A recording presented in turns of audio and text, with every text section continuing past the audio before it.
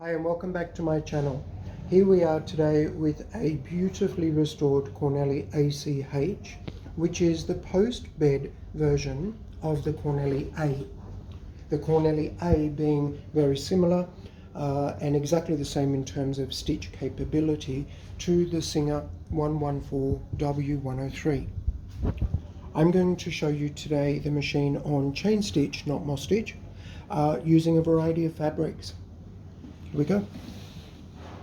Right now I have the machine set with denim using nipple number 5, needle number 5, the claw foot and text 15 thread.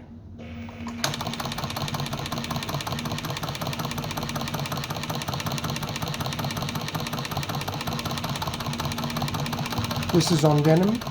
Now I'll move to felt. This is a special felt which I've developed recently. Perfect for chain stitching and moss stitching.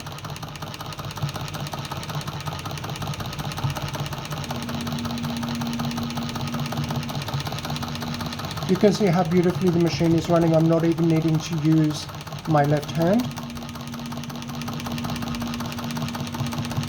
but I still, force of habit, will. Now I'm going to take the machine over to a fine medium leather.